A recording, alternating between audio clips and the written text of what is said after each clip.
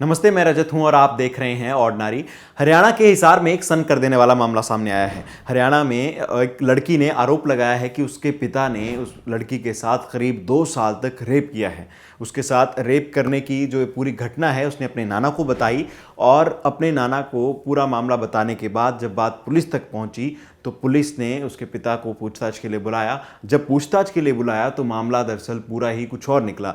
आपको सिलसिलेवार ढंग से बताते हैं कि वो मामला है क्या और इसमें अब तक क्या क्या अपडेट है। सबसे पहले आप जान लीजिए कि लड़की के आरोप क्या हैं। लड़की ने जो शिकायत दर्ज करवाई है उसके अनुसार क्योंकि लड़की नाबालिग है तो उसकी शिकायत जो थी, और रेप का मामला है इसलिए ये शिकायत महिला थाने में हुई, तो उन्होंने महिला थाने में जो शिकायत दर्ज कराई है उसके मुताबिक ये कि 2 साल तक जो पिता है वो अपनी बेटी का रेप करता रहा है। बच्ची ने बोला है कि उसकी माँ फैक्ट्री में काम करने जाती है और पिता उसका क्योंकि फाइबर का काम करता है तो आसपास में ही काम करता है, इसलिए जब भी माँ काम पे चली जाती थी तो उसका बाप उसके साथ पीछे से रेप करता था और धमकी देता था कि अगर उसने किसी को बताया तो वो उसे और उसकी माँ को मार देगा, यानी अपनी ही बेटी और अपनी ही पत्नी को मार देगा। लड़की का आरोप है कि 22 मई को उसके अंगूठे में चोट लगी थी जिसकी वजह से वो स्कूल नहीं जा पाई और उस समय उसका बाप पीछे से आया। उसके दोनों बहन भाई स्कूल जा चुके थे, उसका बाप पीछे से आता है और उसके साथ रेप करता है। फिर इसके बाद लड़की 22 मई को अपने नाना के घर चली जाती है जहां से 3 जुलाई को लौटती है और वहां पर फिर से लड़की का आरोप है कि उसके पिता ने उसके साथ रेप किया। 3 जुलाई की उस घटना के बाद उसके जो माँ हैं वो अपनी बेटी को लेकर अपने मायके चली जाती है, यानी लड़की अपने नाना के पास जाती है। नाना को अपनी पूरी ये कहानी बताती है उसके साथ क्या हुआ।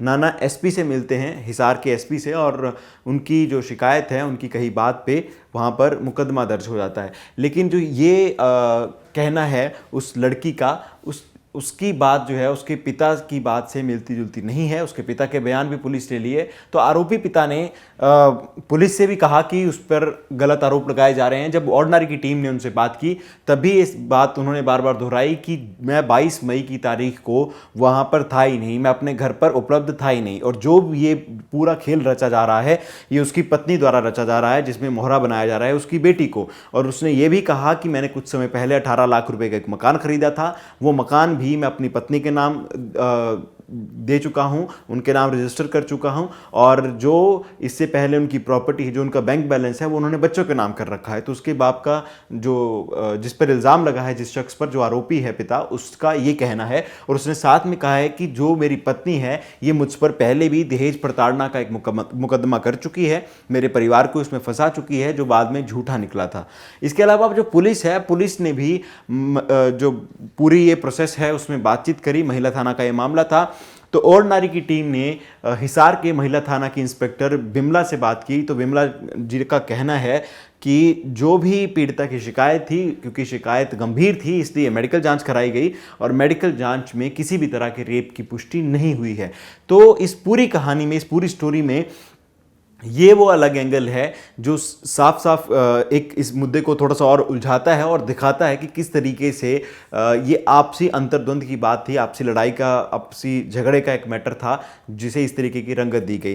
पुलिस ने इस मामले में आरोपी को गिरफ्तार नहीं किया क्योंकि मेडिकल जांच में किसी भी तरीके की रेप की पुष्टि नहीं हुई थी।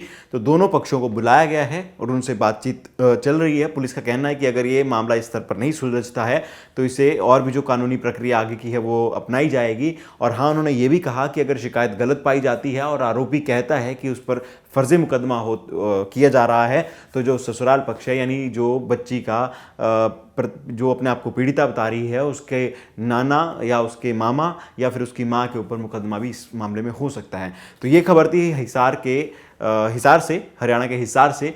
इस तरह की अगर कोई और भी अपडेट होगी तो ऑर्डिनरी आप तक पहुंचाता रहेगा। आप देखते रहिए ऑर्डिनरी। शुक्रिया।